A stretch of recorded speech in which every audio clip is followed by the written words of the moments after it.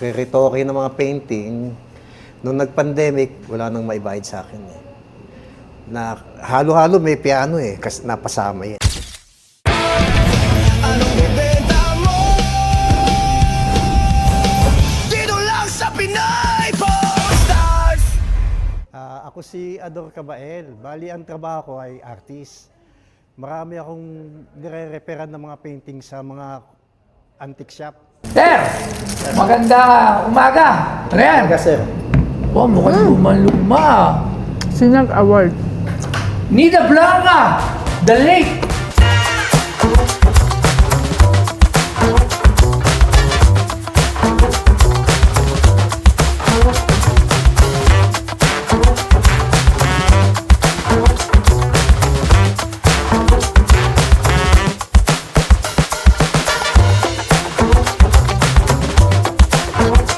Alam mo ba?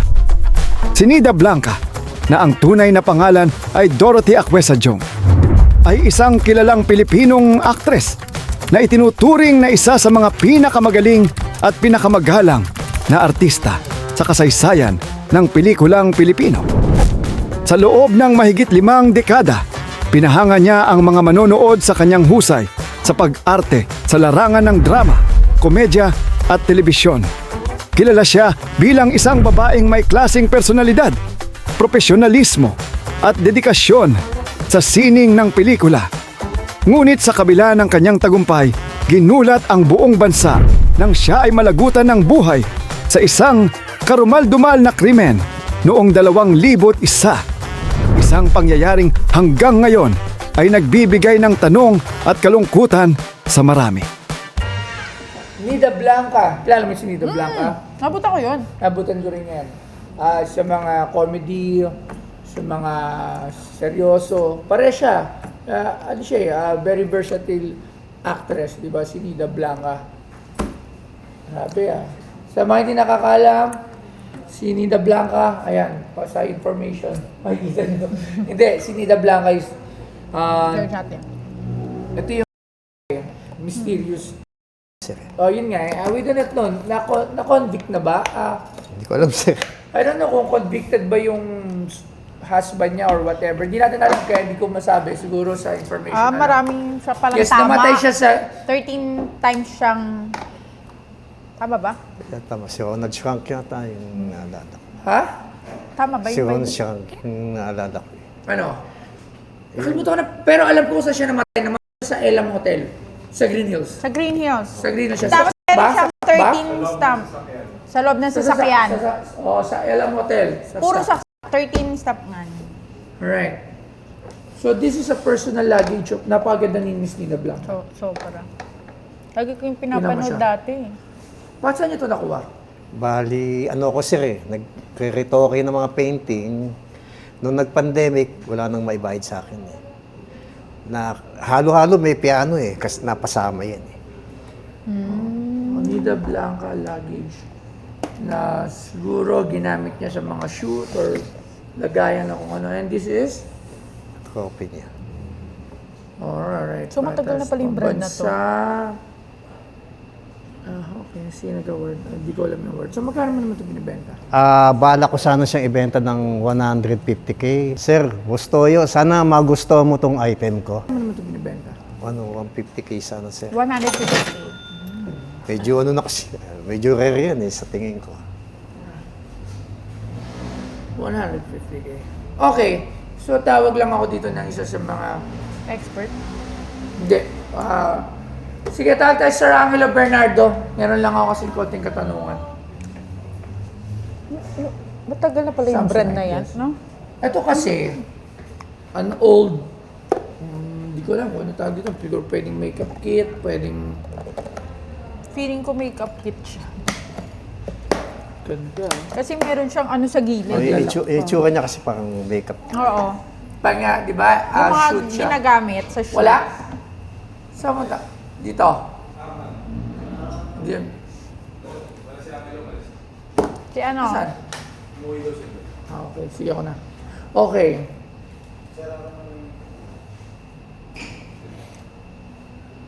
Meron ba tayong Ang kailangan ko kasi dito, provenance eh.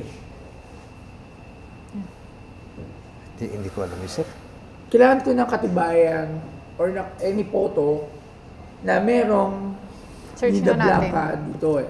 Kumbaga, sige, search siya sa Google. Baka meron eh. Kasi I would match it eh.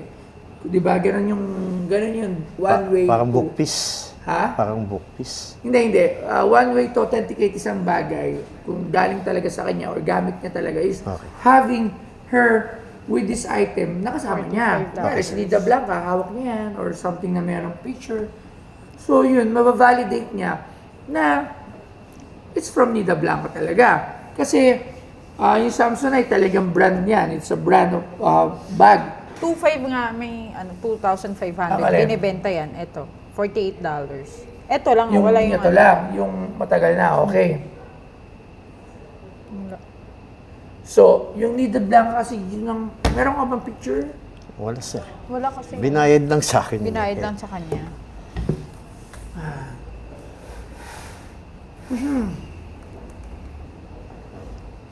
Yan. Tapos, the award, hindi pa siya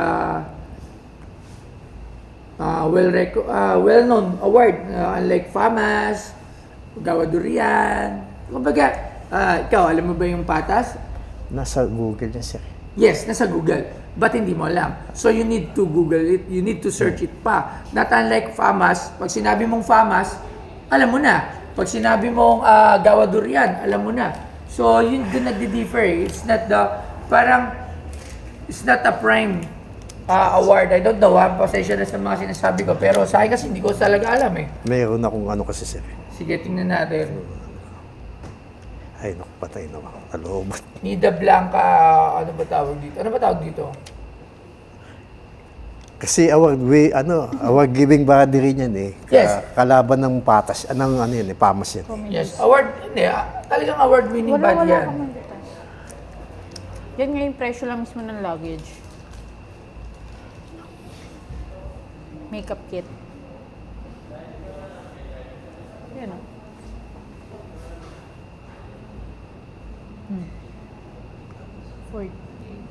Ano tawag dyan eh? Okay. 1950s. Meron siya without the Nida Blanca. Ang presyo niya nasa $40.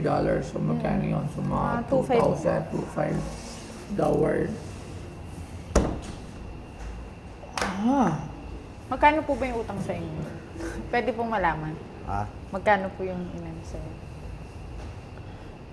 Hindi ko naman matagal Matagal na. na. Oh. Nung pandemic kasi, wala na siyang maano sa akin. Ako bibilin ko to without the provenance, without everything at all na to show support para to claim na it was really from Nida Blanca.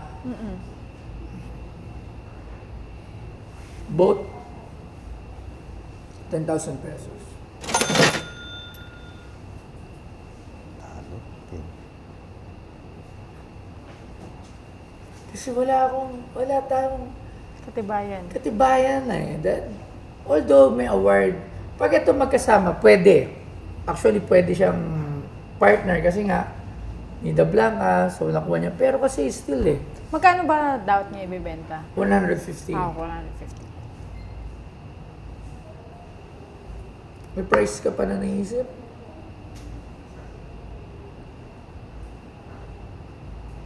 $100.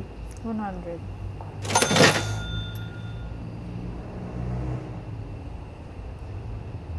$12,000. Ha? 12,000.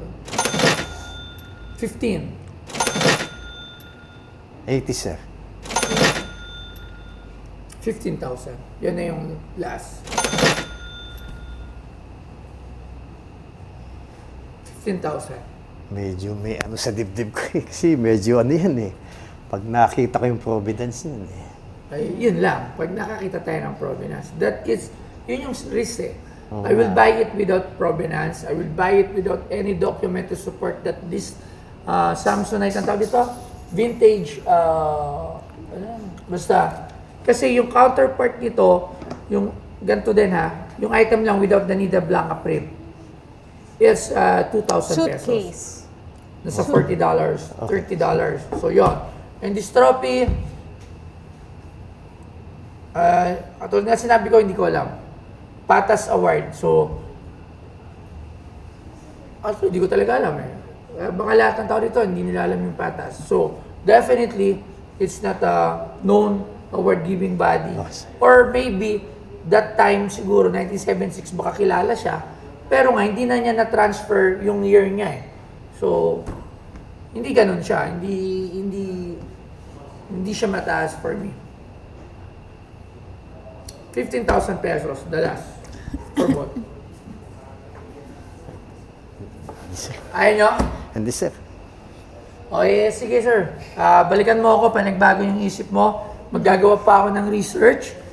Pag may nakita ako na picture talaga nito, mag-usap tayo. Kasi kung ito, kasama niya lang kahit anong picture na Siguro magpapatulong ako sa ano, para Yes. i-authenticate siya. yes, pag meron talaga. Pwede ako bumalik, sir. Oo, Opo. pwede ka bumalik. Kung may mas, kung maganda yung, Wala akong makita. kung meron nga tayong something to talaga to really to authenticate and everything, mas, syempre tataas yung price. Okay. Sa ngayon kasi, nagtitake lang ako ng risk kasi nga, walang anything to support the claim. Okay. Okay? So maraming salamat sir ulit. Okay, sir. See you Thank soon. you Thank po. you ulit. Thank you, sir. Sana sir, makuha mo para Okay. makabalik ka dito. Thank you. Bali, yung item ko na Nida Blanca, trophy at bag.